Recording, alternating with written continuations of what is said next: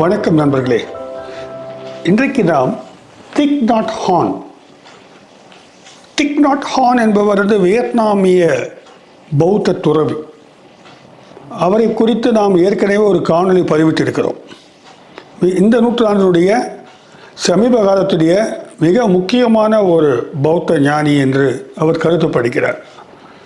அவருடைய ஃபிலாசபிக்கு பேர் எங்கேஜ்டு புத்திசம்னு பெயர். இது குறித்து நம்ம விளக்கமாக ஒரு காணொளி ஏற்கனவே தயார் செய்திருக்கிறோம். திக் நாட் ஹான் இப்பொழுது உயிரோடு இல்லை, சமீபத்தில் தான் இறந்து போனார். அவர் எழுதிய ஒரு முக்கியமான நூல் Zen and the art of saving the planet.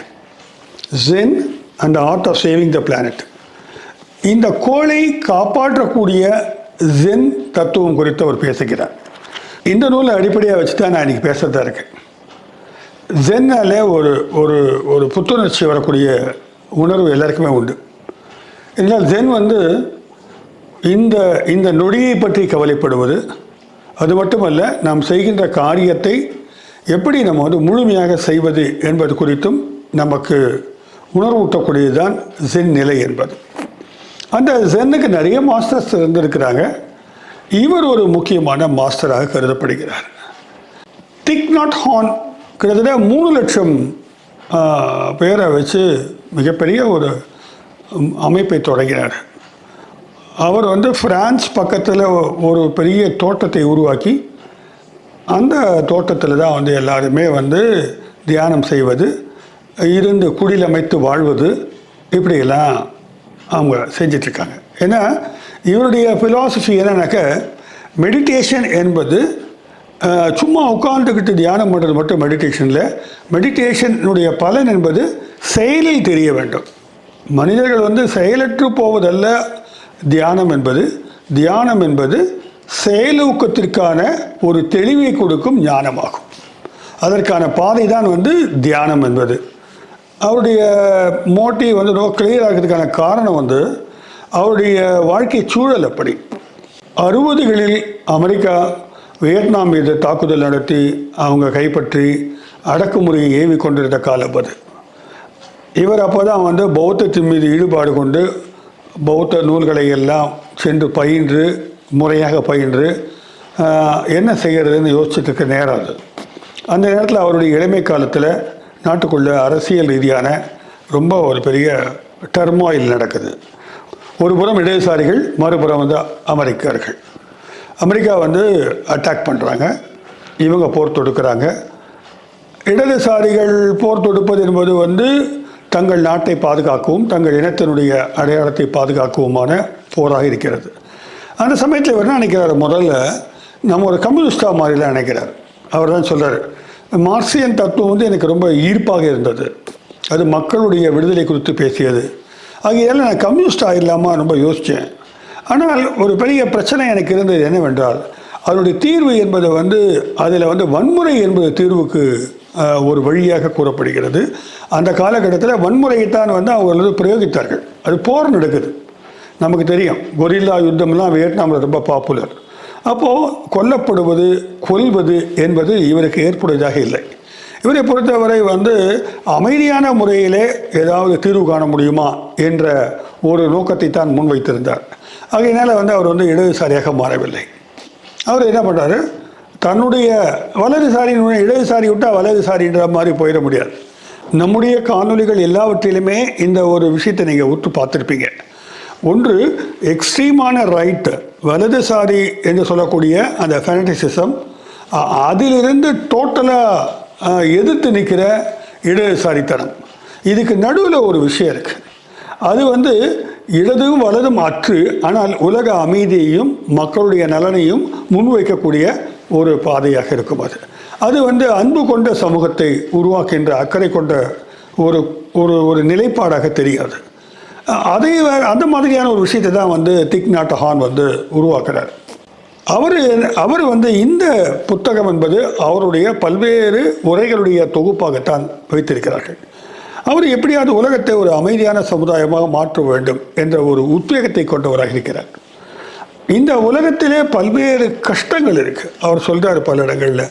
நம்ம கிட்டத்தட்ட இது வரைக்கும் 5 முறை உலகமானது கேட்டாஸ்ட்ரோஃபியில் இயற்கையான ஏற்பட்ட வெவ்வேறு விதமான பேரழிவுகளால் அழிந்திருக்கிறது. ஆனால் இது 6வது முறை ஒரு அழிவு நடந்து கொண்டிருக்கிறது. இந்த அழிவை உருவாக்குவது மனிதர்கள் தான் அப்படின்றார். 6 செல்சியஸை நம்மளுடைய குளோபல் வார்மிங்கில் அதை ஏற்றிட்டோன்னா போதும், 6 செல்சியஸ் கூடிடுச்சுனாக்க 90% உயிரினங்கள் மரித்து போகும்.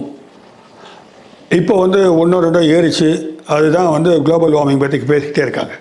நம்ம தான் வந்து காடுகளை அழிப்பது என்பதும் இயற்கைக்கு விரோதமாக செயல்படுவது என்பதும் மனிதகுலம் செய்வதால் தான் இந்த அழிவானது நிகழப்போகிறது. அப்போ இதை எப்படி தடுக்கிறதுன்றது தான் நம்முடைய அக்கறையாக இருக்க வேண்டும்ன்றார். இப்போ பல்வேறு விஷயங்கள் இருக்குது. போரை தடுப்பது எப்படி, மனித மனங்களுக்குள்ளே இருக்கக்கூடிய பல்வேறு வேதனைகளை பற்றியும் பேசுகிறார். இன்றைக்கு வந்து இன்றைய உலகம் வந்து அவ்வளவு நிம்மதி தரக்கூடிய உலகமாக இல்லை. தனி மனிதர்கள் வாழ்விலும் சரி, உலகளாவிய ஜியோ பொலிட்டிக்கல்ஸ் லெவல் எடுத்து பார்த்தாலும் சரி, அரசியல் ரீதியாக பார்த்தாலும் ஓரளவுக்கு ஒருத்தரை வந்து எப்படி வந்து எக்ஸ்ப்ளாய்ட் பண்ணுறது, சுரண்டுவது அல்லது ஆதிக்கம் செலுத்துவது ஒருவர் மீது ஒருவர் என்ற அளவுக்கு தான் இருக்குது அப்படின்ட்டு வருத்தப்படுறாரு. அப்போ இதிலிருந்து இந்த உலகை மீட்பது என்பது மனிதர்களுடைய கடமையாக இருக்கிறது என்பதால் அவர் வந்து அன்பு சார்ந்த ஒரு நெறியை வந்து காட்டுகிறார். அந்த நெறிக்காக பயிற்சிகளையும் அவர் கொடுத்துருக்கிறார். அவர் ஒரு பிளான் பண்ணி ஒரு புக்லெட்டை தயார் பண்ணி அந்த ஒரு மேனுவல் ஃபார் மெடிடேஷனை தயார் பண்ணி அதன் மூலமாக வந்து பல லட்சக்கணக்கான இளைஞர்களுக்கு அந்த பயிற்சியை கொடுத்து அதன் மூலமாக வந்து அவர்களுடைய சமூகத்தில் இன்றும் நற்பணி ஆற்றி வருகிறார்கள். ஒரு விதத்தில் சொல்லப்போனால் நமக்கு தெரியும், ஆன்மீகத்தில் போயிட்டாக்க உடனே சாந்தம் என்றால் ஒன்றும் செயல்படாமல் இருப்பதான ஒரு கேள்வி வந்துடும். ஒரு மிகப்பெரிய போலீஸ் ஆஃபீஸர் இருந்து இவருடைய சிஷ்யாக இருக்கிறாங்க. அவங்க துப்பாக்கியை வச்சுருக்காங்க. இந்த கேள்வி தான் எழும்புகிறது, துப்பாக்கி இருப்பவர் எப்படி வந்து தியானத்தில் இருக்க முடியும்? துப்பாக்கி வைத்துக்கொண்ட ஒரு போலீஸ்காரர் எப்படி வந்து உலக அமைதியை பற்றி பேச முடியும் என்ற கேள்விக்கு பதில் சொல்கிறார் அவர். அப்படி இல்லை, அது அந்த ஃபீல்டில் அவங்க ஒர்க் பண்ணுறது அவசியம். தெளிவான ஞானத்தை நோக்கி பயிற்சி எடுக்கின்றவர்களுக்கு வந்து அந்த துப்பாக்கியை வந்து பயன்படுத்தலாமா வேண்டாமா என்பது தெரியும். அதே சமயத்திலே அதை பயன்படுத்தக்கூடிய சூழல்களை தவிர்க்கின்ற அளவில் வந்து சமூக செயல்பாட்டில் ஈடுபடுவாங்க. அவர்களுக்கு கிடைக்கிற அதிகாரத்தை வைத்து இந்த சமூகத்தை வந்து ஆக்கப்பூர்வமான சமுதாயமாக மாற்ற முடியும். இந்த விஷன் இல்லாமல் அதிகாரிகள், கல்வியாளர்கள் மற்றும் சமூக செயல்பாட்டாளர்கள் இருப்பதனால்தான் மேலும் மேலும் குழப்பங்கள் உண்டாகி கொண்டிருக்கின்றன அப்படின்னு சொல்கிறார். அப்போ இவருடைய ஃபிலாசபின்றது வந்து செயல் ஆக்கம் கொண்டதாக இருக்கிறது. ஒரு புறம் வந்து நீங்கள் வந்து மெடிடேட் பண்ணணும், இன்னொரு பக்கம் செயல்படணும்.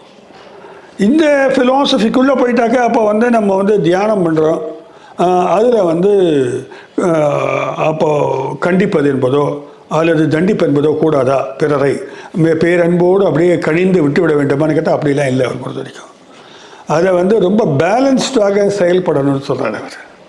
இங்கே தான் வந்து ஒரு ப்ராக்டிக்கல் தளத்தில் ஒரு ஜென் ஃபிலாசபியை வந்து அவர் வந்து முன் வைக்கிறாரு. ஏன் வந்து இது வந்து இந்த சமூகத்தில் முதல்ல வந்து புரிஞ்சிக்க வேண்டிய விஷயம் என்னன்னாக்க, இவ்வளவு பிரச்சனைகள் இருக்கிறது என்று பார்த்தால் பிரச்சனைகள் பட்டியல் போட்டாக்க நிறைய போட முடியும். பிரச்சனைகள் நிறைய சமுதாயத்தில் உருவாவதற்கான காரணம் வந்து மக்களுடைய மனம்தான். இது சமூக அமைப்பு ஒரு புறம், அந்த அரசியல் சூழல் ஒரு புறம், இதெல்லாம் இருந்தாலும் கூட பிரச்சனையை எழுவதற்கான காரணம் வந்து அவரவர்கள் மனதிலே 1000 சிக்கல்கள் இருப்பது தான். இந்த மனதை வந்து முதல்ல வந்து எப்படி வந்து சரி செய்கிறது, இங்கிருந்து தான் தொடங்குது இவருடைய சமூகத்துக்கான தீர்வு என்பது. இந்த உலகம் அழிந்து கொண்டிருக்கிறது என்ற புரிதல் வேணும். உயிரினங்கள் எல்லாம் கூட கொஞ்சம் கொஞ்சமாக வந்து மறைந்து கொண்டிருக்கின்றன என்ற கவலையும் நமக்கு வேண்டும். இதெல்லாம் வேணும்னாக்க கவலை வேணும், புரிதல் வேணும். அவங்களுக்கு என்ன தேவைனாக்க விழிப்பு தேவை. அரைஸ் அவேக்கனிங் விவேகானந்தர் சொன்னார். அந்த அவேக்கனிங் தான் வந்து ரொம்ப முக்கியமான வார்த்தையாக பயன்படுத்துகிறாங்க இம்மாதிரியான ஞானிகள் அனைவரும். அவேக்கனிங் வேணும், விழிப்பு நிலை வேணும். இந்த விழிப்பு நிலை வந்து இல்லாமல் பெரும்பாலும் தூக்கத்தில் நடப்பவர்களாக நாம் இருந்து கொண்டிருக்கிறோம் அப்படின்னு சொல்கிறார். விழிப்பு நிலை எது மாதிரியான விழிப்பு நிலைன்னு கேட்டால் ஒவ்வொருத்தரும் ஒரு விழிப்பு நிலையை விளக்குறாங்க இல்லைங்களா. முதல்ல நம்ம பாடி, இந்த உடல் குறித்த புரிதல் வேணுன்றார். இந்த உடலை நீங்கள் ஒத்து பார்த்தீங்கன்னாக்க இந்த உடல் பல்வேறு காம்போனன்ட்ஸால், எலிமெண்ட்ஸால் ஆனது. நமக்கு உடனே பஞ்சபூதங்கள்னு சொல்லிடுவோம். இது குறித்து நிறைய தத்துவ ஞானிகள் பேசியிருக்கிறாங்க. பஞ்சபூதங்கள் மட்டும் இல்லை, மனசு, சித்தி, அகங்காரம், இதெல்லாம் நம்ம ஏற்கனவே பார்த்துருக்குறோம். அந்த மாதிரி தான் இவரும் சொல்கிறாரு, இந்த பஞ்சபூதங்கள் வந்து அடிப்படையான விஷயம். அதாவது பூமி தான் வந்து உடம்புல இருக்குது. அப்புறம் வானத்தில் இருக்கக்கூடிய பல்வேறு கோள்கள் எல்லாமும் சேர்ந்தது தான் இந்த உடல். நண்பர்களே, இந்த காணொலி முதலே நான் சொல்லிடுறேன், இது வந்து நம்ம ஸ்பிரிச்சுவல் காம்போனண்ட் எதையும் எடுத்து ஒட்ட வச்சுக்க வேணாம். இவர் வந்து ரொம்ப தெளிவாக ஒரு ஒரு ஒரு விஞ்ஞானிக்குரிய அணுகுமுறையோட தான் வந்து இந்த விளக்கங்களை கொடுக்குறார். இந்த ஆட்டம்னு சொல்லக்கூடிய அணுக்கள், பல்வேறு விதமான தாதுக்கள், அப்புறம் ஜடப்பொருள்கள், இவையெல்லாம் உள்ளுக்குள்ளே இருக்குது. டஸ்ட் இருக்குன்றார், துகள்கள், தூசு, இது எல்லாமே இணைந்தான் இந்த உடம்பு உண்டாயிருக்கு. இதை நம்ம வந்து உற்று பார்க்க வேண்டும். நமக்கும் இந்த பூமிக்கு உள்ள தொடர்பு என்னன்னு பார்த்தாக்க, பூமி தான் நான் தான் பூமின்னு புரிஞ்சுக்கிறது தான். அது வந்து பூமி நான் வேற பூமி வேற பிரித்து பார்க்கறத பேசலை அவர். அப்போது இம்மாதிரியான முதல்ல வந்து ஒரு விழிப்பு வேணும். இந்த பிரபஞ்சத்தில் நம்ம பிறந்திருக்கிற அந்த பூமியினுடைய ஒரு சிசுவாக, ஒரு குழந்தையாக நம்ம பிறந்ததுன்றது வந்து நமக்கு கிடைச்ச ஒரு அருமையான நல் வாய்ப்பு என்பதை முதலில் உணர்வது, இதுதான் அந்த விழிப்பு நிலையினுடைய முதல் கட்டமாக பார்க்குறார். ஸோ அப்போ என்ன ஆகிடுதுன்னா, உங்களுக்கு வந்து உண்மையான அக்கறையானது அந்த இந்த மாதிரி நிலையில் தோணுது. இந்த விழிப்பானது வந்து உலகம் ஆபத்தில் உள்ளதை வந்து உங்களுக்கு புரிய வைக்கும், கவலைப்பட வைக்கும். என்னப்பா அது என்னடா உலகம் இப்படி ஆகிப்போச்சு அப்படின்னு டீ குடிக்க போகிற விஷயம் இல்லை. அடுத்து என்ன செய்யலான்னு யோசிக்க வைக்கிற ஒரு மோட்டிவேஷனை வந்து இந்த கவலையானது கொடுக்கின்றார்.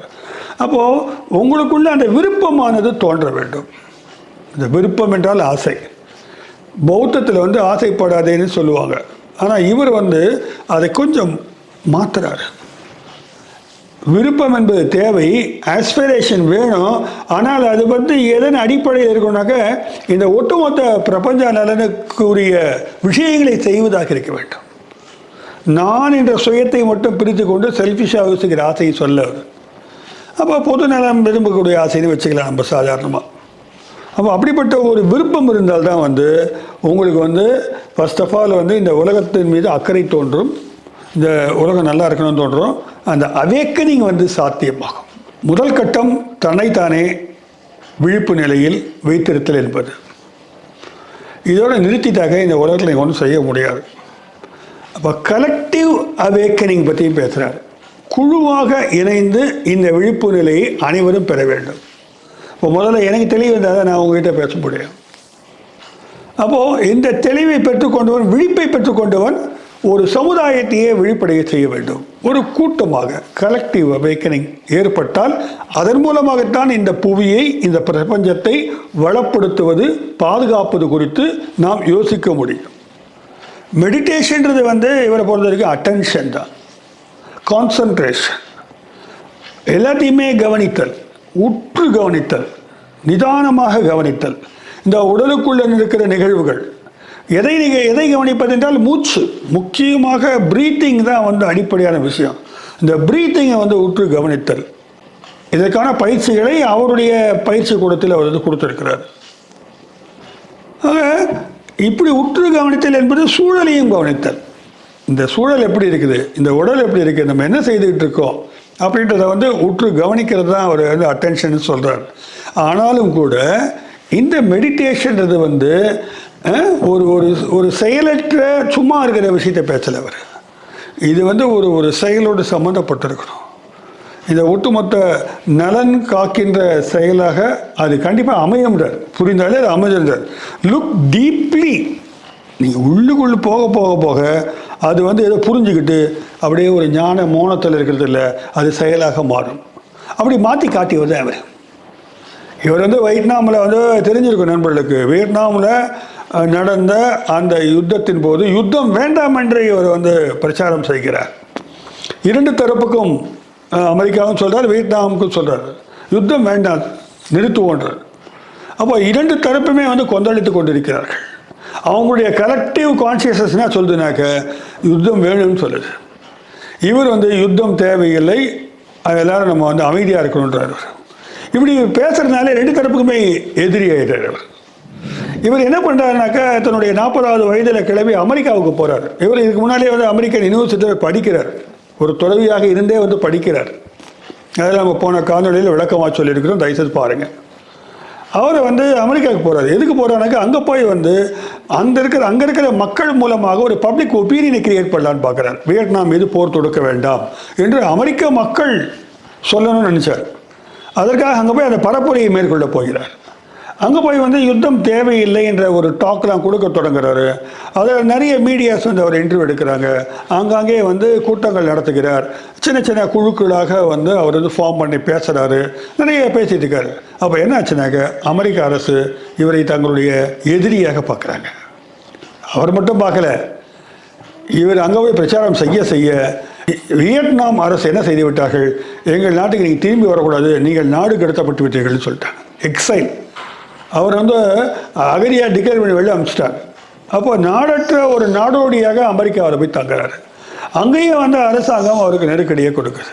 அப்போ தாய்நாட்டுக்கு திரும்பணுன்ற ஒரு ஆர்வம் இருக்குது அவருக்கு. அவர் சொல்கிறாரு, ஒரு மாங்க் வந்து ஆசையை அறுப்பான், ஆனால் எனக்கு வந்து என்னுடைய தாயகத்துக்கு திரும்பி போன்ற ஒரு பெரிய ஒரு ஆசை இருந்தது. டெய்லி கூட்டம் பேசுறது, மக்களோட உரையாடல் நடத்துறது, இதெல்லாம் வந்து பகல் நேரத்தில் வந்து ரொம்ப நடக்கும். நைட்டில் படுக்கும்போது நம்ம ஊருடைய அமைதியான அந்த காடுகள்லையும் மலைகள்லையும் நம்ம எப்போ போய் கால் பதிக்க போகிறோன்னு தோணும். அப்படிலாம் ஆசைப்பட்டேன். ஆனால் என்னை நானே உற்று கவனிக்க என்னுடைய மெடிடேஷன் என்பது தொடர் ஒரு அனுபவமாக மாற எனக்கு வந்து அந்த மாதிரியான ஆசைகள் அர்த்தமற்றவை என்று விலகி சென்று விட்டன, என்னிலிருந்து அவை தொலைந்து விட்டன என்றார். அப்போ ஒட்டுமொத்த பிரபஞ்சமே நான் காணும் பொழுது எங்கள் ஊர் உங்கள் ஊருன்றதுக்கு அர்த்தம் இல்லாத திக்குகளின் புதல்வராக நான் மாறிவிட்டேன். எனக்கு ஒரு தேச வரம்பு தெரியவில்லை அப்படின்னு சொல்கிறார் அவர். அப்போ அப்படின்னும் பொழுது இங்கே ஒரு விஷயம் இருக்குது. ஒரு நிர்வாணன்ற ஒரு நிலையை அடையும் போது தான் வந்து ஜென்னாக இருக்கட்டும், இல்லை எந்த புத்தமாக இருக்கட்டும், அந்த நிலையை அடைஞ்ச பாடு அவ்வளோதான் முடிஞ்சு போச்சு அப்படின்னு நினச்சிக்கிறேன். அப்படி இல்லை, புத்தருக்கும் அப்படி இல்லை. அது வந்து ஒரு தொடர் அனுபவ பயணம். அதுதான் வந்து முக்கியமான விஷயம் அவர் சொல்கிறார். மெடிடேஷனில் நமக்கு கிடைக்கிற அந்த ஒரு அனுபவம், அது லைட்டு விஷன் அப்படிலாம் சொல்ல அவர். அது வந்து நாம் வந்து புரிந்து கொள்ளுகிறோம். அது ஒரு உச்சகட்ட புரிதலாக பார்க்குறாரு. இந்த ஒவ்வொரு மனிதனும் பிற மனிதனுடன் எப்படி இணைந்திருக்கிறான், இன்டர் கனெக்டட்னஸ், இதுதான் அவருடைய அடிப்படையான பிலாசபி. எப்படி ஒன்றோடு ஒன்று எப்படி இணைந்திருக்கிறோம் இந்த பிரபஞ்சத்தினுடைய பல்வேறு அம்சங்களோடு, அதாவது எல்லா உயிரினங்களோடும் இணைஞ்சிருக்கிறோம். இப்போ நேற்று கூட பார்த்தேன், மூளையை தின்னும் அமீபா வந்துடுச்சான் ஒருத்தருக்கு நோய். ஒரு உள்ளுக்குள்ளே போய் தண்ணி குடித்தாங்களா, அது வழி அமீபா உள்ள போய் மூளையை சாப்பிட்டுக்கிட்டு இருக்குதான். அப்போ உள்ளுக்குள்ளே ஏராளமான அமீபாக்கள் இருக்குது, ஏராளமான வைரஸ் இருக்குது, என்னென்னமோ இருக்குது இந்த உடலுக்குள்ள. இதுதான் அவர் சொல்கிறாரு. இந்த இன்டர் கனெக்டட்னஸை முதல்ல வந்து நம்ம விளங்கிக்கிறணும். அது வந்து நம்ம ஒரு ஆழமான ஒரு மெடிடேஷனில் சாத்தியப்படும். அது வந்து நாலேஜ் மூலமாக சாத்தியப்படாது. ஒரு ஜென் மாஸ்டர் என்பவர் வந்து ஒரு காலேஜ் ப்ரொஃபஸரில் அவர் வந்து கதை சொல்லுவார், இல்லை டீச் பண்ணுவார்லாம் கிடையாது. இப்போ நான் உங்களுக்கு சொல்லிக்கிட்டு இருக்கேனே, அந்த மாதிரி இருக்க முடியாது ஜென் மாஸ்டர். ஜென் மாஸ்டர் வந்து தட்டி எழுப்புவார் அந்த உணர்வு நிலையை. திடீர்னு அடிப்பார், திடீர்னு கத்துவார், திடீர்னு குதிப்பார். ரொம்ப விசித்திரமான சில செயல்பாடுகளை வந்து ஜென் மாஸ்டர்ஸ் மேற்கொள்வதாக நாம் படித்திருக்கிறோம். அப்போது அந்த க்ஷணத்தில் வந்து கிடைக்கிற அந்த ஓப்பனிங், இதற்காக வந்து பல யுகங்கள் காத்திருக்க வேண்டிய அவசியம் இல்லை. ஒரு நொடி பொழுதுக்குள் அது சாத்தியப்படக்கூடும். அந்த ஞான கதவுகள் திறக்கலான்றாங்க. போன காணொலியிலே சொல்லியிருப்போம். கிட்டத்தட்ட அந்த மாதிரியான ஒரு அனுபவத்தை நீங்கள் வந்து ஒரு ஞான அனுபவத்தை பெறுவதற்கு 80,000 வாசல்கள் இருக்கலாம். அதில் புத்தர் ஒரு வாசல், அவ்வளவுதான். எந்த வாசல் வழியாக நீங்கள் போய்க்கலாம். ஆனால் அதுக்கு அடிப்படை தேவை அட்டென்ஷன், கவனம், விழிப்பு, இதுதான். அப்போ இந்த கவனம் என்பதைத்தான் வந்து மெடிடேஷனுடைய அடிப்படையாக இருக்கிறார். அப்படி இருக்கும்பொழுது இந்த உலகத்தினுடைய அத்தனை பிரச்சனைகளையும் நாம் வந்து நம் பிரச்சனையாக கருதக்கூடிய ஒரு உண்மையான மனநிலைக்கு நாம் கொண்டு செல்லப்படுவோம்னு சொல்கிறார். உலகத்தினுடைய பிரச்சனைகளை மாற்ற, ஒரு நாட்டினுடைய பிரச்சனைகளை தீர்க்க கொள்கை முடிவுகளோ அல்லது சட்டத்தில் மாற்றங்களோ கொண்டு வந்தால் மட்டும் போதாது. தனி மனிதர்களுக்குள் மாற்றம் ஏற்பட வேண்டும். இதுதான் அடிப்படையான தத்துவம் அவருக்கு. தனி மனிதர்களில் நீங்கள் ஒரு ஆளாக இருந்தீங்கன்னாக்க, இந்த உலகத்தை மாற்றணும், கெட்டு போச்சுன்னு நீங்கள் வருத்தப்பட்டீங்கன்னாக்க, முதல்ல செய்ய வேண்டிய வேலை நீங்கள் உங்களை உற்று கவனித்து மாற்றிக்கொள்வது தான். அந்த மாற்றம்தான் விழிப்புணர்வு என்று சொல்கிறார். உங்களுக்குள்ள வந்து ஒரு கலைன்றார். அந்த மாற்றத்தை கொண்டு வருவது வந்து ஒரு கலை. எது கலை? தியானம் என்பது ஒரு கலை. இந்த கலையின் மூலமாக நீங்கள் வந்து ஒரு புறம் வந்து ஹாப்பினஸை வந்து மகிழ்ச்சியை வந்து அடையாளப்படுத்துகிறீர்கள், காணுகிறீர்கள். Art of seeing the happiness, being in happiness. இன்னொரு புறம் சஃபரிங் என்பதை கூட நீங்கள் வந்து அனுபவிக்கிறீர்கள். அந்த வேதனையை நீங்கள் வந்து அனுபவிக்கிறீர்கள். அந்த அனுபவிக்கிறீர்கள் என்று சொன்னாக்காங்க அது ஒரு கலையாக பார்க்கிறார். ஆர்ட் ஆஃப் சஃபரிங்கிறார். Art of suffering. இந்த வலியை கூட ஒரு ஒரு ஒரு அதுக்குள்ள ஒரு நுணுக்கம் இருக்குதுன்றார்.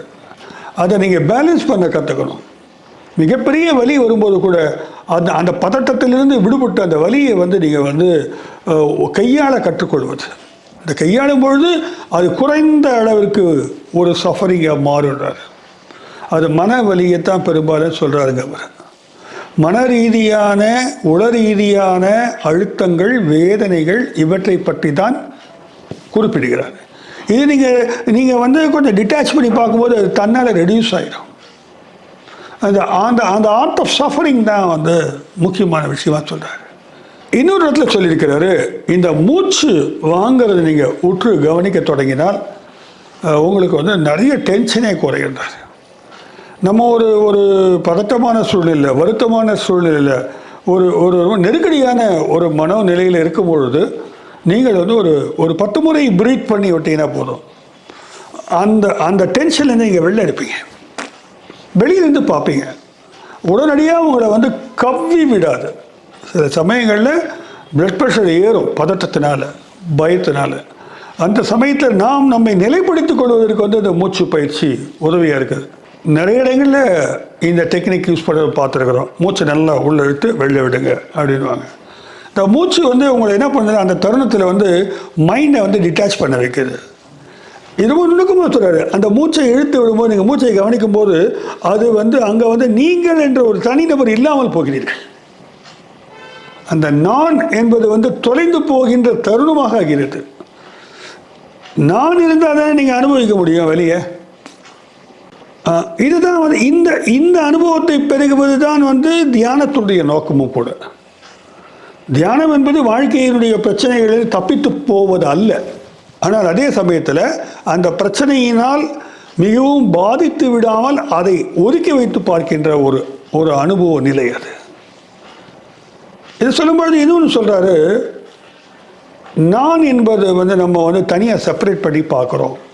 நம்முடைய வேதனைகளுக்கும் பிரச்சனைகளுக்கும் பெருவாரியான காரணம் பிறர் மீது பெரிய அளவில் நமக்கு வந்து அன்பு பிறக்காவிட்டாலும் வெறுப்பு உணர்ச்சிகள் தோன்றுகின்றன, கோபம் வருகிறது, ஆங்கர் வருது, ஹேட்ரட் வருது.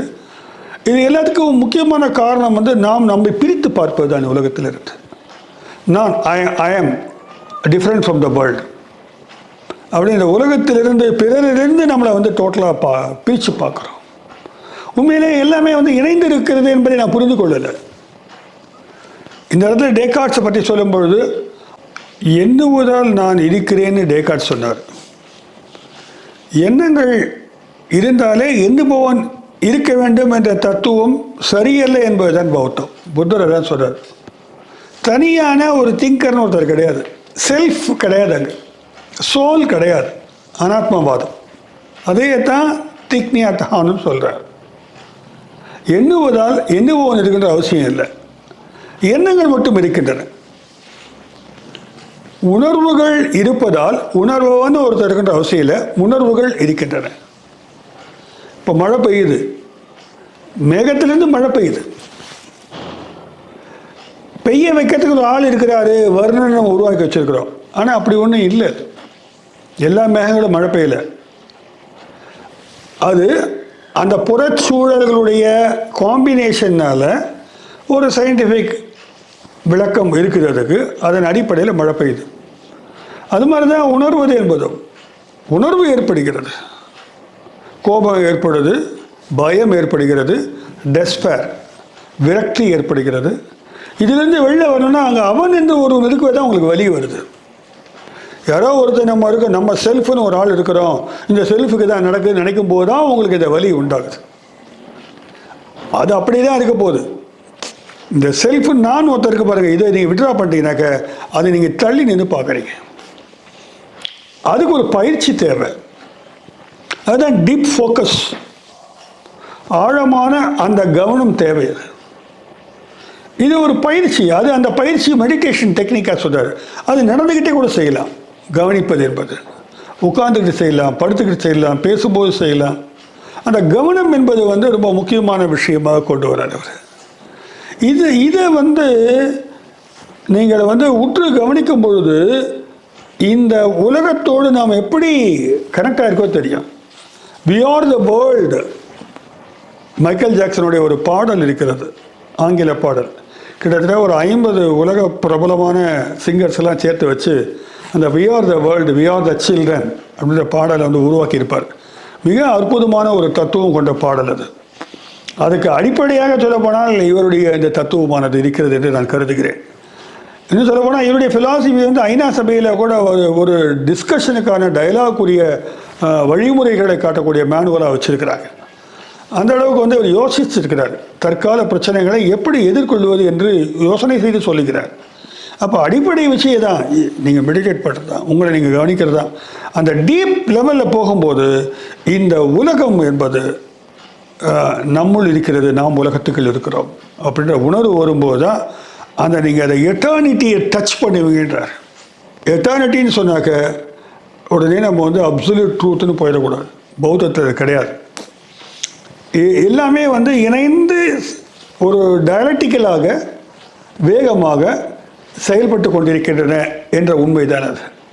அது இதுதான் வரையறுக்க முடியாத ஒரே உண்மை அல்ல அது. இந்த இயக்கம் என்பது இயக்கமாக மாற்றத்தோடு, மாற்றம் ஒன்றே மாறாத உண்மையாக நிகழ்ந்து கொண்டிருக்கிறது என்பதை உணர்கின்றது தான் அந்த ஞானத்துடைய நிலை அது. ஸோ அந்த லெவலுக்கு நீங்கள் போயிட்டீங்கன்னாக்க இந்த present and the past, future இதெல்லாம் ஒரே லைனில் உங்களுக்கு புரியுன்றார். ரொம்ப ஒரு மிஸ்டிக்கலாக தெரியலாம். ஆனால் திருப்பியும் சொல்கிறேன், இது ஒரு மிஸ்டிக்கலான லாங்குவேஜ் இல்லை. இது கவனத்துடன் நம்ம பயிற்சி எடுக்கும்பொழுது அறிவார்ந்தே புரிந்து கொள்ள முடியும்ன்ற அளவுக்கு வராது. அது நம்ம திருப்பி இந்த வேர்ட்ஸ் மூலமாக, நாலேஜ் மூலமாக வருகின்ற ஞானம் அல்ல. ஞானம் என்பதற்கான விளக்கம் என்பது தெளிவு பெறுதல் என்பது. இயக்கங்கள், இந்த உலக இயக்கம் நான் உட்பட இந்த உலகத்தில் நான் என்று சொன்னால் நான் மட்டுமல்ல, சகல ஜீவராசிகளும், ஜீவன் இல்லை என்று கருதுகின்ற கல், மண் போன்ற ஜட பொருட்களும் எல்லாமே என்னென்ன தான் இந்த வாழ்க்கை. எப்போ நம்ம அப்படி ஒட்டுமொத்தமாக பார்க்க தொடங்குறோமோ அப்போ தான் உங்களுடைய வலி என்னுடைய வலியாக எனக்கு தெரிய ஆரம்பிக்கும். அப்பொழுது நான் என்னுடைய வேதனையை காட்டுவது என்பது அல்லது என்னுடைய அன்பை காட்டுவது என்பது சாத்தியமாகும். அந்த கனெக்டிவிட்டியை நான் புரிஞ்சுக்கும் போது இன்டர் பீயிங்கிற வார்த்தையை பயன்படுத்துகிறார். இவர் தான் ஃபர்ஸ்ட் டைம் கண்டுபிடிக்கிறார் இன்டர் பீயிங். இன்டர் பீயிங் அப்படின்னா ஒன்றுக்குள்ளே ஒன்று கலந்துருக்கிற உயிர்கள் அப்படின்னு வச்சுக்கலாம். ஒன்றோட ஒன்று தொடர்போடு தான் இருக்குது. இதானது பிரத்தித்திய சமுத்பாதான பௌத்த தத்துவத்துடைய அடிப்படையாகும். இன்டர் கனெக்டிவிட்டி அது. அப்போ இந்த இன்டர் பீயிங்கிற வார்த்தையை தான் உருவாக்குறாரு. இன்னொரு வார்த்தையில் சொல்கிறாரு, நிறைய வார்த்தைகளை புதிதாக பயன்படுத்த வேண்டிய அவசியம் இருக்கிறது, உருவாக்க வேண்டிய அவசியம் இருக்கிறது. ஏனென்றால் நீர்த்து போய்விட்டன பல வார்த்தைகள். ஆன்மீகத்தில் பயன்படுத்தப்பட்ட பல்வேறு சொற்கள் அப்படியே மிக தவறாக பயன்படுத்தப்பட்டும் சம்மந்தமே இல்லாமல் பயன்படுத்தியும் அதுகளெல்லாம் அர்த்தம் போயிடுச்சு. அதனால் இன்னும் கொஞ்சம் ஸ்ட்ராங்காக ஒரு விஷயத்தை உருவாக்கணும் அப்படின்னு சொல்கிறார். வார்த்தைகளை கண்டுபிடிக்க வேண்டியிருக்கின்றார். அந்த வகையில் அவர் கண்டுபிடித்த வார்த்தை தான் இன்டர் பீயிங்கிறது. இம்மாதிரியான தத்துவத்தை முன்வைப்பதற்கு அடிப்படையாக அவருக்கு எது அமைந்தது என்று பார்க்கலாம். இவர் தன்னுடைய தத்துவ போக்குகளை நிலைப்பாடு, கொள்கை என்று சொல்லுவது அவருக்கு பிடிக்காது. ஐடியாலஜின்ற வார்த்தையை மனதை கட்டி போடும் ஒரு கயிறு என்று நினைக்கிறார். அதனால் ஐடியாலஜி ஃப்ரீ மைண்டு வேணுன்றது அவருடைய கொள்கை. ஆகையினால அவருடைய தத்துவ போக்கு என்ற வார்த்தையை நான் இங்கே பயன்படுத்துகிறேன். அவருடைய புரிதல் என்பது, அவருடைய தத்துவ விளக்கங்கள் என்பது வியட்நாமிய பௌத்த தத்துவத்தின் அடிப்படையில் அமைந்துள்ளன என்று அவரே கூறுகிறார். இந்த வியட்நாமிய பௌத்தம் என்று சொன்னால் கிறிஸ்து பிறப்பதற்கு முன்னால் அந்த 3ஆம் நூற்றாண்டிலே அப்போது இந்தியாவிலிருந்து ஒரு வணிகர் வியட்நாமுக்கு செல்லுகிறார். அந்த காலகட்டத்தில் இந்தியாவிலிருந்து கொஞ்சம் பேர் வியட்நாமுக்கு வணிகம் செய்ய சென்றதாக தகவல்களை இவர் மூலமாக தெரிந்து கொள்ள முடிகிறது. சோக்டியா என்பது அந்த வணிகருடைய பெயர். சோக்டியா என்ன பண்ணுறாரு, அங்கே தங்கி வியாபாரம் பண்ணுறாரு. அங்கே கிளைமேட் சரியில்லை திரும்பி இந்தியாவுக்கு வரத்துக்கு. அதனால் அங்கேயே கொஞ்சம் காலம் தங்கும்படி ஆகிவிடுகிறது.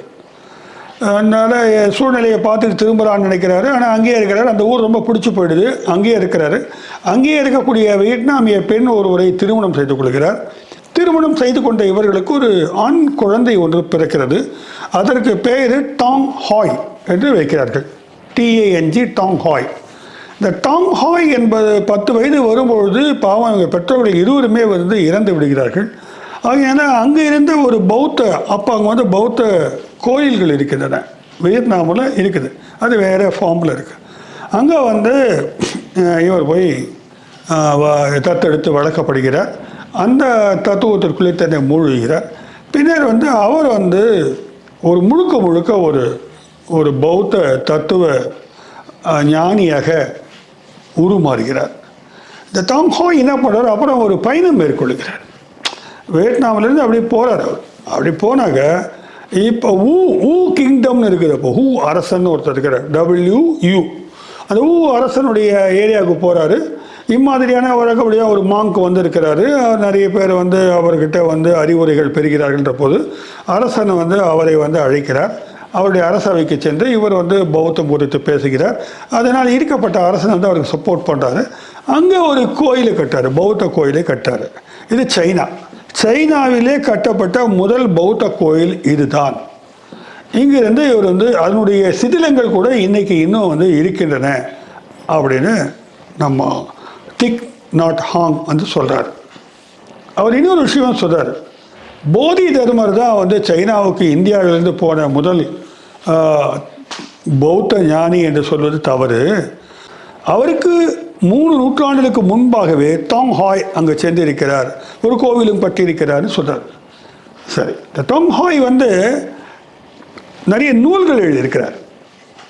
அதில் மெடிடேஷன் டெக்னிக்ஸ் பற்றியும் பௌத்தம் குறித்தும் அவர் எழுதின சில நூல்கள் மிக முக்கியமானவை என்று கருதப்படுகின்றன. அதில் அவர் எழுதிய முக்கியமான நூல் தான் இந்த வைர சூத்திரங்கள்னு சொல்கிறாங்க. வைரம் என்றால் டைமண்ட் சூத்திரான்னு அவர் மென்ஷன் பண்ணார். அந்த வைர சூத்திரங்கள் தான் மிக முக்கியமான நூலாக கருதப்படுகிறது. அதை அதுக்கு ஒரு உரையெல்லாம் இவர் நிறைய விளக்கங்கள்லாம் கொடுத்துருக்கிறார் பின்னால். அதன் அடிப்படையில் இவர் விளக்கங்களை பின்னர் கொடுக்க தொடங்குகிறார்.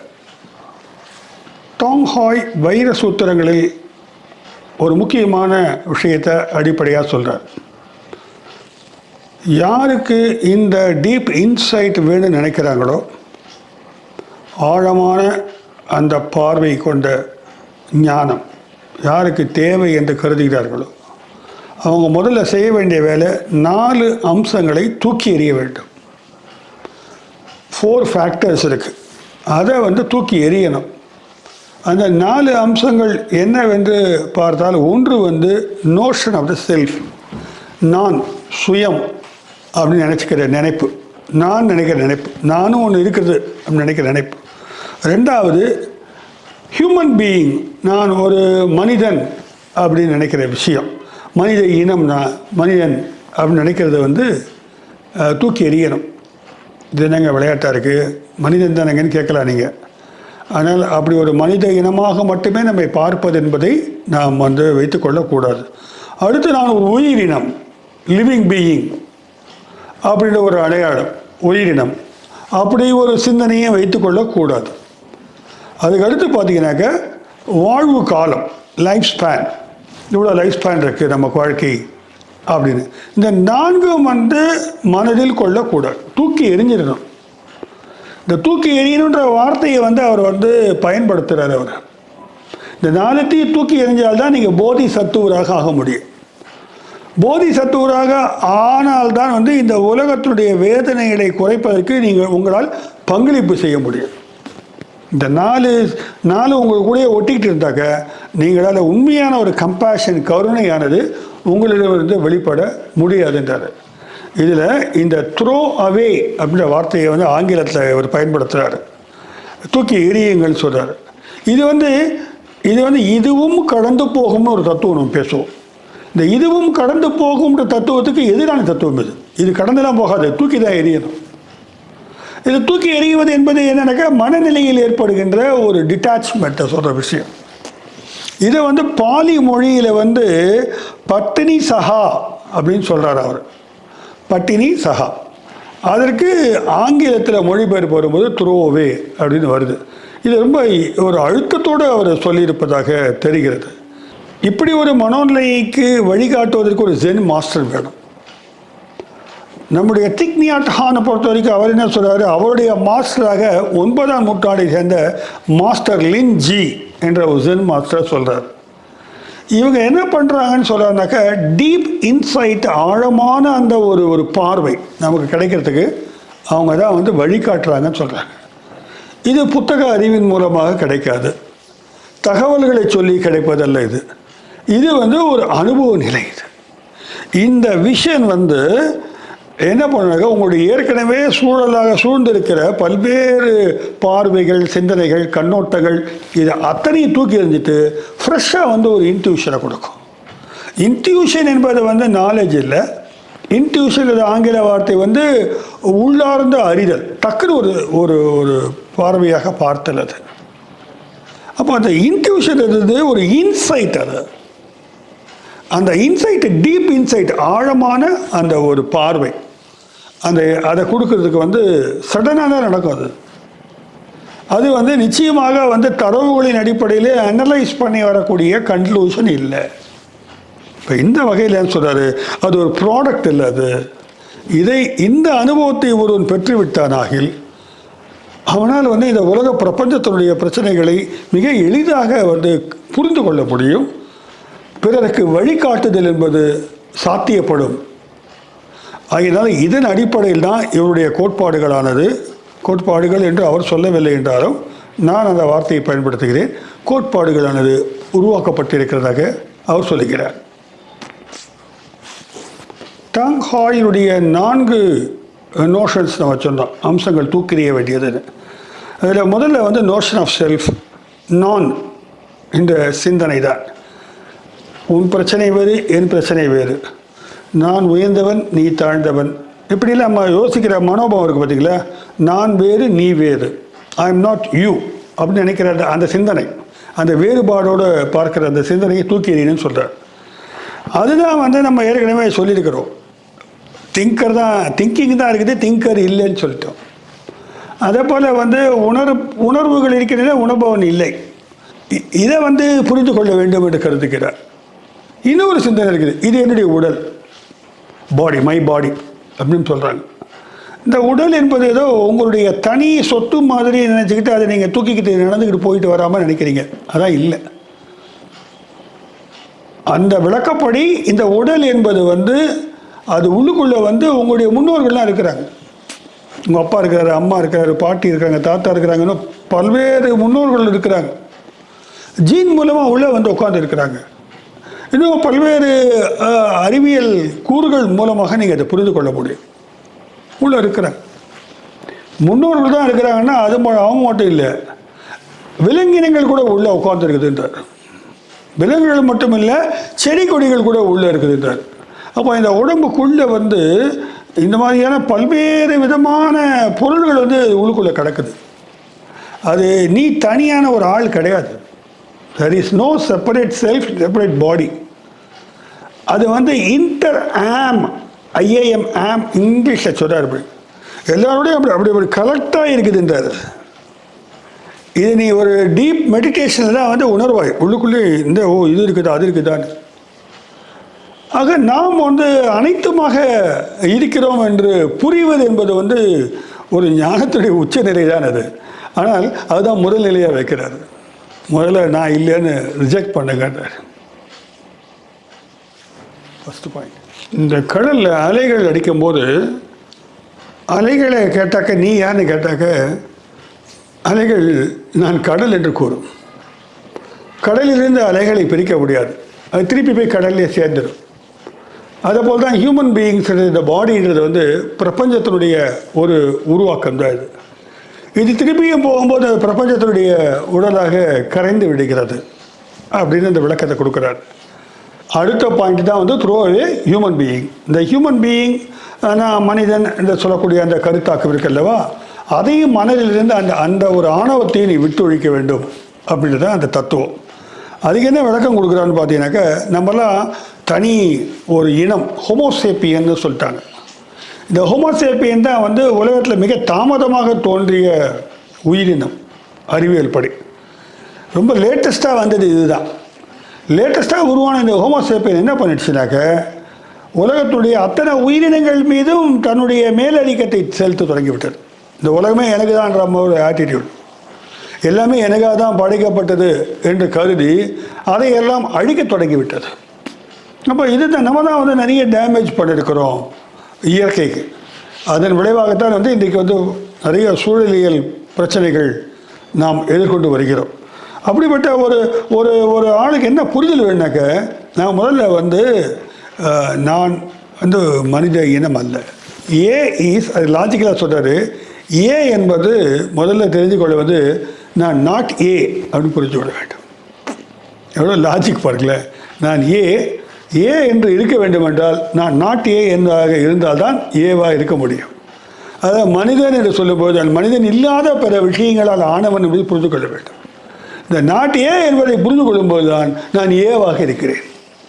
இது ரொம்ப ஒரு பேரடாக்ஸ்னு சொல்லுவாங்க. அப்படிப்பட்ட ஒரு விளக்கத்தை வந்து அவர் கொடுக்குறாரு. ஆக ஏவாக இருக்க வேண்டும் என்றால் நாம் நாட் ஏவாக இருப்பது முக்கியமான விஷயம். சொல்கிறது போல் இந்த வி ஆர் ஹியூமன் பீயிங்ஸ் அப்படின்னு சொல்லிட்டோம்னாக்க, நம்ம வந்து ஒரு அடையாளத்துக்குள்ளே சுருங்கி நம்மளை வந்து விலக்கி கொள்கிறோம். அப்படி விலக்கி கொள்வது அல்ல, உண்மையிலேயே வந்து இன்டர் கனெக்டட்னஸ் இருக்குது என்றார். உண்மையிலேயே இன்டர் கனெக்டட் பீயிங் அப்படின்னு சொல்கிறார். அப்போ எல்லாத்தோடையும் நம்ம வந்து மலைகளோடு, காற்றோடு, அப்புறம் வந்து பிற இயற்கை அம்சங்களோடு, சக்திகளோடு, ஆற்றல்களோடு எல்லாத்தோடையும் நம்ம கனெக்டாக இருக்கிறோன்றது வந்து டீப் இன்சைட்டு தான் உணர முடியுன்றார். அது சும்மா பிரெயினில் திங்க் பண்ணுற லாஜிக்கல் ப்ராசஸில் இல்லை, அது ஒரு டீப் அட்டென்ஷன் மூலமாக உங்களுக்கு அந்த உணர்வு கிடைக்கும், அந்த தெளிவு கிடைக்கும் அப்படின்றது அந்த ரெண்டாவது பாயிண்ட். மூன்றாவதாக இந்த லிவிங் பீயிங்ஸ்னு வார்த்தையை சொல்கிறோம். உயிரினம், நான் ஒரு உயிரினம் சொல்லிக்கிறேன். உயிரற்ற இன்ஆனிமேட் ஆப்ஜெக்ட்ஸை தனியாக பிரித்து பார்க்குறோம். உயிரற்ற ஜடப்பொருட்கள் அப்படிலாம் பிரிக்க முடியாதார். இது வந்து ஒரு ஒரு அறிவியல் சார்ந்த ஆன்மீகமாக நமக்கு தெரியுது. ஆக நம்ம உடலுக்குள்ள மினரல்கள் இருக்கின்றனன்னு சொல்கிறாங்க. தாது பொருட்கள் இருக்கின்றன, மினரல்கள் இருக்கின்றன. இதெல்லாம் சேர்ந்தா உடம்பை உருவாக்கி இருக்குது. இந்த விஞ்ஞானிகள் வந்து இந்த புரோட்டான் எலக்ட்ரானுக்கு கூட இன்டெலிஜென்ஸ் இருக்குதுன்னு சொல்லியிருக்கிறத ஒரு கோட்பாடுறார். தாவரங்களுக்கு கூட ஓரளவுக்கு உயிர் இருக்குது, அதுக்கு அறிவு இருக்குதுன்றது வந்து தெரிய வருது. ஆக இந்த இன்ஆனிமேட் ஆப்ஜெக்ட்ஸ் நம்ம வந்து பிரிக்கிறோம். உயிரற்ற பொருட்கள் இன்னொரு உயிரற்ற விஷயம் இருக்கிறது. அதாவது இறந்து போகக்கூடியது, இறப்பை இல்லாதது, இட்டர்னல், எப்போவுமே அது இருக்குது, இம்மார்த்தலாக இருக்கும். அது அழிவற்ற ஒரு விஷயமாக சொல்கிறதெல்லாம் நம்ம சொல்ல, அது ஒரு புனிதத்தன்மை ஏற்றி பார்க்குறோம். இப்போ நம்மெல்லாம் வந்து மார்த்தல் அப்படிலாம் நினச்சிக்கிறோம். அப்படிலாம் எதுவும் இல்லை பௌத்தத்தை பொறுத்தவரை. இதையெல்லாம் வந்து வெளியில் வரணும், இதை விட்டு வரணும் நீங்கள். அப்படி யோசித்து முழுக்க இருக்கிற அனைத்தினுடைய கனெக்டிவிட்டி எவன் பார்க்குறானோ இன்சைட்டோட, அவனால் தான் இந்த பிளானட்டை வந்து காப்பாற்ற முடியும். இந்த பிளானட்டை வந்து காப்பாற்றணும்னா இந்த பிரபஞ்சம் இல்லை, இந்த கோளை, இந்த பூமியை காப்பாற்ற வேண்டும் என்று நீங்கள் நினைத்தீர்கள் என்றால் அதுக்கு முதல்ல தேவை வந்து உங்களுக்கு இன்சைட் வேணும். அதுக்கு தேவை மெடிடேஷன் அப்படின்னு சொல்கிறார். நான்காவதான அம்சம் என்னவென்று பார்த்தால் வாழும் காலம், வாழ்க்கை காலம். நம்ம என்ன நினைக்கிறோம், பிறப்பிலிருந்து இறப்பு வரைக்கும் இருப்பது வாழ்க்கை என்று பெரும்பாலும் கருதுகிறோம். அதனால் வாழும் காலம் நினச்சிக்கிட்டோம். ஆனால் இவர் என்ன சொல்கிறார், அந்த வாழும் காலம்ன்ற ஒரு நோஷனை, அந்த மாதிரி ஒரு சிந்தனை தூக்கி போடுங்க. ஏனென்றால் வாழும் காலம் என்று நாம் வைத்துக் கொள்வது தான் எப்படி. ஆக்சுவலி எது வாழ்கிறது, எது செத்து போகிறது அப்படின்னு பார்த்தாக்க, அங்கே வந்து ஒரு ஒரு கதை ஒன்று சொல்கிறார். ஒரு ஜென் மாஸ்டர் வந்து சிஷ்யன்கிட்ட கேட்குறாரு, ஒரு மனிதன் எவ்வளவு காலம் உயிரோடு வாழ்கிறான்? ஒருத்தர் சொல்கிறாரு 40 வருஷம்ன்றார், ஒருத்தர் 60 வருஷன்றார், ஒவ்வொருத்தர் ஒரு மாதிரி சொல்கிறாங்க. ஒருத்தர் மட்டும் சொல்கிறாரு, ஒரு மூச்சை விட்டு இன்னொரு மூச்சை இழுக்கிற காலம்தான் அவன் வாழும் காலம்ன்றார். மிகச்சரியான பதில்ட்டு போயிட்டார். இப்போ அவங்கள பொறுத்த வரைக்கும் அந்த நொடிக்கு நொடி அந்த இழுத்து அந்த மூச்சு இருக்குது பார்த்தீங்கன்னா, மூச்சு இருந்தால் வாழ்க்கை, மூச்சல்னா கிடையாது. இந்த மூச்சு உள்ளே போச்சு, அடுத்த மூச்சு வெளில வருது. அப்படி வாழ்க்கையினுடைய அந்த அந்த நொடிக்கு நொடி இருக்கின்ற அந்த வாழ்வு என்றதை வந்து அவங்க குறிப்பிட்டு சொல்கிறாங்க. ரெண்டாவது விஷயம் வந்து அதில் என்னென்னாக்க, இந்த உடல் வந்து உருமாற்றம் தான் கொள்ளுகிறது. இது வந்து இறந்து போவதில்லை. இந்த உயிர் போய்விட்டு நம்ம நினச்சிக்கிறோம். ஆக்சுவலி வந்து அது டிஸ்மேண்டிலாகி வந்து பிரபஞ்சத்துடைய வெவ்வேறு பொருள்களோடு கலந்து விடுகிறது. இதை விஞ்ஞானிகளும் இதுதான் சொல்கிறாங்க. அப்போ இறப்பு என்பதே இல்லை. அது ஒருவர் வந்து உருமாற்றம் கொள்ளுகிறார். அங்கே ஆவியெல்லாம் கிடையாது, அங்கே ஆத்மாலாம் இல்லை. அது அந்தந்த பிரபஞ்ச பொருள்களோடு இணைந்து கொள்ளுகிறது, அல்லது இணைந்து வெவ்வேறு மூலப்பொருட்களோடு இணைந்து வேறு ஒரு விஷயமாக அது செயல்படுது. இந்த 4 அடிப்படை அம்சங்களையும் கைவரப்பட்ட ஒரு புத்த துறவியானவர் ஒரு நல்ல டீச்சராக இருப்பார். இவர் சொல்கிறார், நல்ல டீச்சர், புத்திஸ்ட் டீச்சராக இருக்கணும்னாக்க அவன் தான் வந்து உலகத்தை வந்து அமைதியை கொண்டு வர முடியும். ஆனால் புத்திஸ்ட் டீச்சர்னு சொன்னாக்கா அவர் வந்து மௌனியாக உட்கார்ந்துருக்கின்ற அவசியம் இல்லை. அவன் வந்து இந்த பிரபஞ்சத்தில் தான் பெற்ற அந்த அந்த அந்த ஞானத்தை வந்து உலகத்தை கொடுத்து அவங்க துன்பத்திலேருந்து அவங்களை மீட்க வேண்டியிருக்கு. அவன் டெக்னாலஜிக்கு எதிரானவன் இல்லை. அந்த ஞானியானவர் டெக்னாலஜிக்கு எதிரான ஒரு ஆள் இல்லை. அவன் வந்து இன்னும் செல்ஃபோன் ஆப்ரேட் பண்ண தெரியும், கம்ப்யூட்டர் ஆப்ரேட் பண்ண தெரியும். இந்த நவீன யுகத்தினுடைய விஞ்ஞான விஷயங்கள் அத்தனையும் வந்து அத்துப்படியாக இருக்கலாம் அந்த ஞானிக்கு. இதுதான் ஜென் மாஸ்டர்ஸுடைய ஸ்டைல். தான் அங்கே இன்னும் புராதன லெவலில் இருக்கிற சன்னியாசி மாதிரி அவன் இருக்கிறது அவசியம் இல்லை. அதனால தான் இவர் என்ன பண்ணுறாரு, அமெரிக்காவில் போய் ஆக்சுவலி வந்து அங்கே வந்து வேறு இயக்கங்களோடு சேர்ந்து மார்ட்டின் லூதர் கிங் ஜூனியரோட சேர்ந்து வந்து இவர் வந்து பல்வேறு போராட்டங்கள்லாம் எடுக்கிறார் உலக அமைதிக்காக.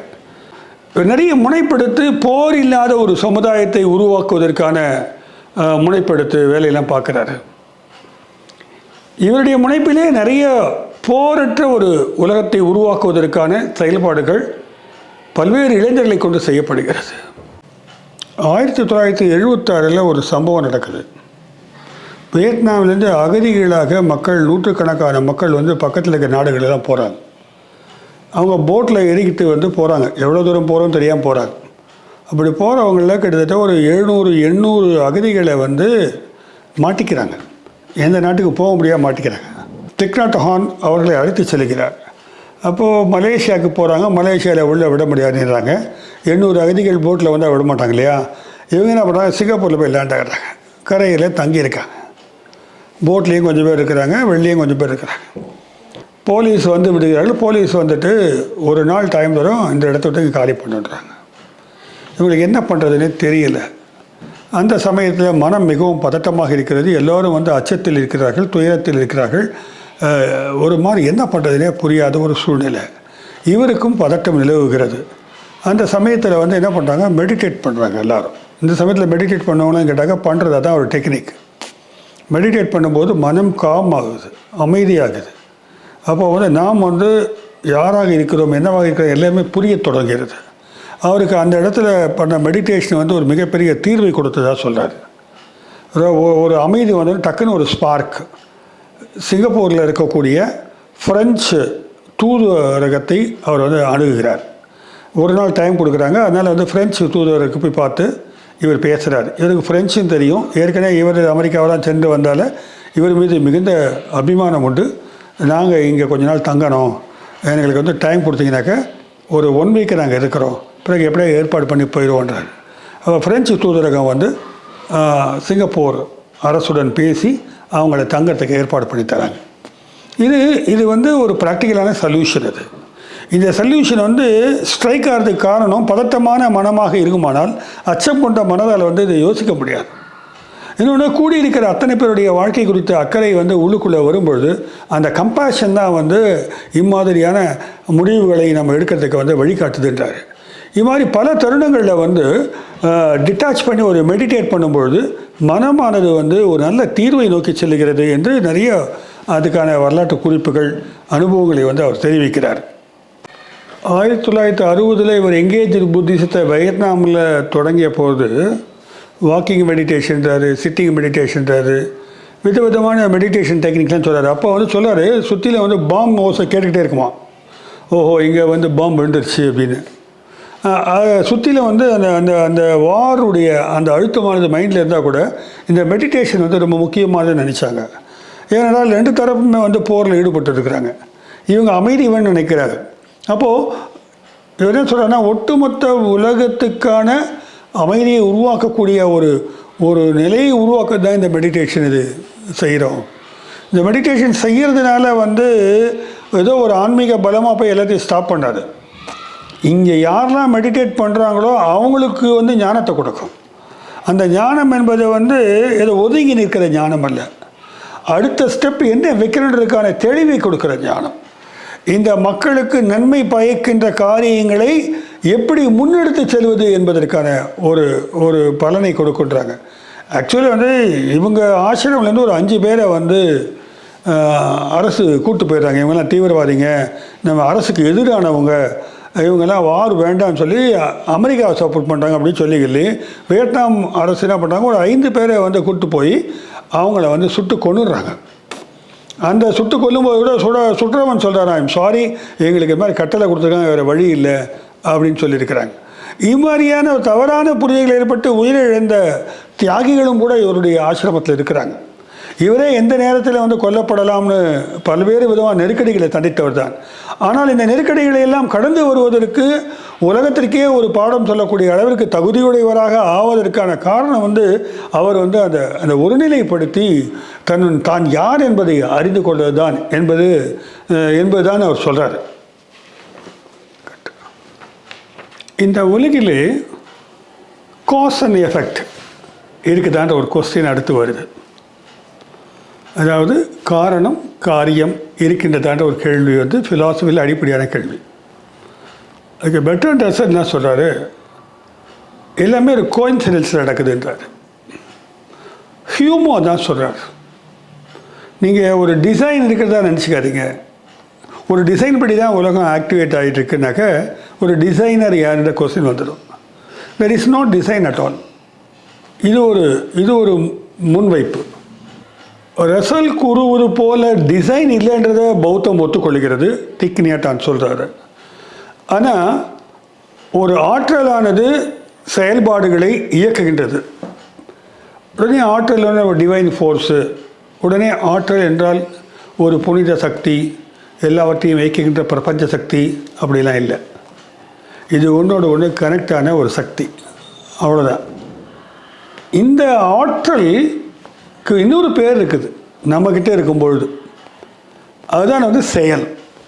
நம்ம செய்கிற செயல், அதற்கு கர்மா என்று பெயரும் கொடுக்கிறார்கள். இந்த கர்மாவிற்கு அது வினை, கர்மாவிற்கு பலன் உண்டு. அந்த பலன் வந்து ஏதோ சேர்த்து வச்சுட்டு அடுத்த ஜென்மத்தில் கிடைக்கிற பலன் இல்லை. மனிதர்கள் ஒவ்வொருவரும் என்ன கர்மத்தை செய்கிறார்களோ அல்லது எந்த வினையை ஆற்றுகிறார்களோ அதற்கு ஏற்றாற் போல தான் விளைவுகள் ஏற்பட்டு உலகம் இருக்கும் அப்படின்னு சொல்கிறாங்க. இப்போ ப்ராக்டிக்கலான ஒரு டெஃபனேஷனை இங்கே கொடுக்குறார் திக் நியாட் ஹான். கர்மான்றது வந்து அடிப்படையான விஷயம். அப்போ என்ன செயலை நாம் தேர்ந்தெடுக்கிறோமோ அந்த செயலானது விளைவை உண்டாக்கும். நீங்கள் வெறுப்பான ஒரு உலகத்தை உருவாக்கினீங்கன்னாக்க உங்கள் செயலால் தான் அது இருக்கும். உங்களுக்குள்ள கம்பேஷன் இல்லை கருணை அன்பு இதெல்லாம் இல்லாமல் நீங்கள் சுயநலத்தோடு வந்து ஒவ்வொருத்தையும் வந்து செயல்பட்டீர்கள் என்றால் அதனுடைய விளைவு தான் உலகம் முழுவதும் பரவி நிற்கும். அப்படிப்பட்ட ஒரு சமூகம் தான் உருவாக்கப்பட்டிருக்கிறது பலரால். ஏனென்றால் இந்த பெரிய தெளிவு ஞானம் இல்லாதவர்களால் நல்ல சமுதாயத்தை உருவாக்க முடியாது. அப்போ கர்ம வினை என்று சொல்வது வந்து மனிதனுடைய செயலைத்தான் குறிப்பிடுகிறார். இந்த செயல் என்பது வந்து சிந்தனை, பேச்சு, அப்புறம் செயல்பாடு, இந்த 3 தளத்தில் வந்து நிகழ்கிறது. அதனால்தான் ரைட் ஆக்ஷன் என்பதற்கு ரைட் திங்கிங் வேணுன்றாங்க. இங்கே புத்தத்துடைய அடிப்படையான விஷயம் ரைட் லிவிங், சரியான சிந்தனை, அது அடிப்படையாக அவர் கொள்ளுகிறார். அதனால் இந்த கர்மா என்பது மனிதனுக்கு சுதந்திரம் இருக்கிறது, ஃப்ரீவில் இருக்குது. அதிலிருந்து அவன் செய்கிற கர்மம் தான் இந்த உலகத்தை உருவாக்குது. அதுக்கு டிசைன்னு போட்டு சொல்லலை, இவங்களும் டிசைன் ஆர்கியூமெண்ட்டை ஒத்துக்கலை. ஆனால் ஃப்ரீவில்லை ஒத்துக்கிறாரு. ஆனால் கர்மா என்பதை புதிய விளக்கமாக இவ்வாறாக சொல்லுகிறார். இப்படி விளக்கங்கள் தரதுனால இந்த ப்ராக்டிக்கல் லைஃபே இல்லாமல் போயிடுமா, எல்லாவற்றையுமே தூக்கி எறிஞ்சிட்டு போயிடணுமான்ற ஒரு கேள்வியானது இயல்பு. இவரும் ஒரு பக்கம் ஆக்ஷன் பண்ணுன்றாரு, இன்னொரு பக்கம் கர்மா செய்யணுன்னாக்க தெளிவான ஞானம் வேணும், அது நீ இல்லாமல் போவதுதான் சொல்கிறாரு. அப்படின்னா அப்படி இல்லை, அந்த புரிதலோட வாழ்க்கையில் வாழணும். அப்போ ட்ரூத் 2 பகுதிகளாக நம்ம வசதிக்காக பிரிச்சுக்கலாம். இந்த அல்டிமேட் ட்ரூத்துன்னு சொல்லக்கூடிய நிஜம், திருப்பி பிரம்மம் அல்ல, அந்த உண்மை. அந்த உண்மை என்னென்னா இந்த எல்லாமே இணைந்து தான் செயல்படுகிறது, ஆற்றல் உண்டாகிறது அப்படின்ற உண்மை. அந்த அடிப்படை உண்மையை புரிந்து கொண்டு நான் என்பது இங்கே ஒரு ஒரு ஒரு பகுதியாகத்தான் இருக்கிறேன் என்ற உண்மையை புரிந்து கொள்ளும்பொழுது எனக்குள்ளே தான் என்ற அகங்காரம் இல்லாமல் போகிறது. அந்த நிலைப்பாட்டுக்கு ஒரு பாடு இன்றைக்கி ப்ராக்டிக்கல் லைஃப்பில் இருக்கக்கூடிய டெக்னாலஜி டீல் பண்ணுறது, கம்ப்யூட்டர் டீல் பண்ணுறது, அப்புறம் வாழ்க்கை, இந்த உடல், இந்த உறவுகள் இணைந்து நடத்துவதற்கான செயல்பாடுகள், இதுக்கு என்ன ப்ராக்டிக்கல் ட்ரூத். அது அல்டிமேட் ட்ரூத், இது ப்ராக்டிக்கல் ட்ரூத். இந்த ரெண்டுத்திலையுமே ஜேகே சொல்லுவார், இந்த டைம் பற்றி சொல்லும்போது 2 பிரிவாக சொல்லுவார். அப்போ 2 விதமான லெவலில் நம்ம வாழ வேண்டியிருக்கு. அந்த புரிதலோடு இருக்கும்போது இந்த தினசரி நாம் வாழ்கின்ற வாழ்க்கை, அதனுடைய துன்பங்கள், அச்சம் எல்லாமே அர்த்தமற்றவையாக மிக எளிதாக நாம் சமாளிக்கக்கூடிய அல்லது புரிந்து கொள்ளக்கூடிய, கடந்து செல்லக்கூடிய ஒரு விஷயமாக இருக்கும் அப்படின்றதான் சொல்கிறார். அடுத்ததாக இந்த புரிதல் இல்லைன்னா என்ன நடக்குதுன்னு பார்த்தாக்க, அதுவும் குறிப்பாக வயதானவங்களுக்கு என்ன நடக்குதுன்னு பார்த்தாக்க பயம் வந்துடுது. வயதானவர்களுக்கு அடிப்படையில் ஒரு அச்சம் இருக்குது, நமக்கு வயதாயிடுச்சேன்னு. வயோதிகம் குறித்த அச்சம். அடுத்து நோய்வாய்ப்படுதல் குறித்து அச்சம், உடல் நலம் பாதிக்கப்பட்டால் அவ்வளோதான் ஒரு பயம் வந்துடுது. அப்புறம் மரணம் குறித்த அச்சம். இப்படிப்பட்ட இந்த இயல்பாக வருகின்ற அச்சங்களை முதல்ல கழட்டி விடுறதுக்கு பழகணும். அதற்கு முதல்ல டீப் அட்டென்ஷன் தான் காரணம், வேறு ஒன்றும் இல்லை. உலகம் மாறிக்கொண்டே இருக்கிறது. இதன் பௌத்தத்தினுடைய தத்துவம் இதுதான். இது இறப்பு அல்ல, இது ஃபர்ஸ்ட் ஆஃப் ஆல் இறப்பே இல்லை. நீங்கள் வேறு ஒரு பொருளாக பிரிந்து போக போகிறீர்கள், அவ்வளோதான். அது பிரிஞ்சு போகும்போது அது இருக்கக்கூடிய தன்மைகளோடு அது இயங்க போகிறது. பிரபஞ்ச இயக்கமே இப்படி தான் நடக்குது. ஒவ்வொரு முறையும் இயற்கை தன்னை புதுப்பித்துக் கொள்கிறது. புதியன வருதலும் பழையன கழிதலும். இந்த புரிதல்களை வெறும் மூளை அளவில் செய்ய முடியாதுன்றார். இதற்கு தான் தேவை மெடிடேஷன் வேணுன்றார். மெடிடேஷன் இருந்து டீப் இன்சைட் வந்துருச்சுன்னா, அது கூட எனக்கு ஒரு தடவை இன்சைட் வந்துருச்சு அப்படின்னா தொடர்ந்து ஞானம் இருக்குன்றதில்ல, அதை தொடர்ந்து வளர்க்கணும். அது இன்னும் ஆழமான பரிமாணத்திற்கு அந்த ஞானப்பரப்பை விரிவடைய வைக்க வேண்டும். அதை தொடர் தியானத்தின் மூலமாக தான் சாத்தியன்றார். அதனால் இந்த உண்மைகளை புரிந்து கொள்வது தான் பௌத்தத்தினுடைய அடிப்படையான ஞான கூறாக இருக்கிறது. ஆக இவரை பொறுத்தவரை நான் வயலன்ஸ் தான் அடிப்படை.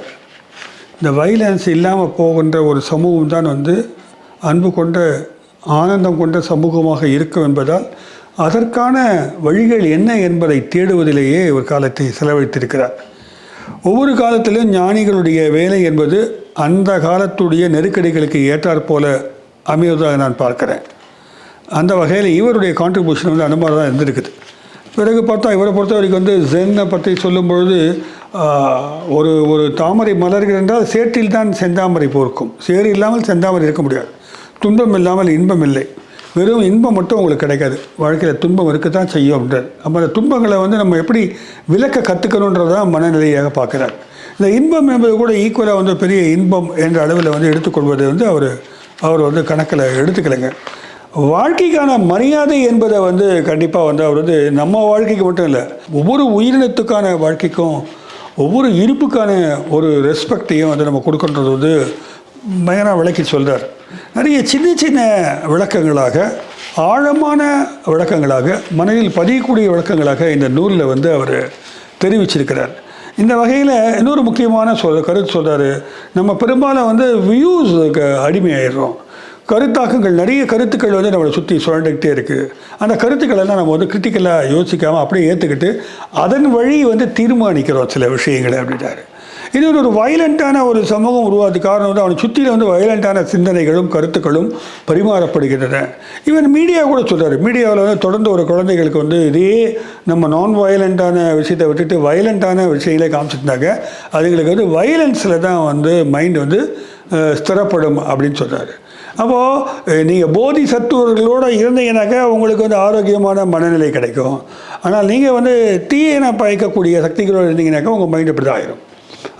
அதுவும் ரொம்ப முக்கியமான விஷயமா இருக்குது. நம்முடைய சூழல் எப்படிப்பட்ட சூழலாக இருக்கிறது என்பதையும் கூட தெளிவுற கண்டு அதன்படி இருக்கிறது வந்து முக்கியமான விஷயம் சொல்கிறார்.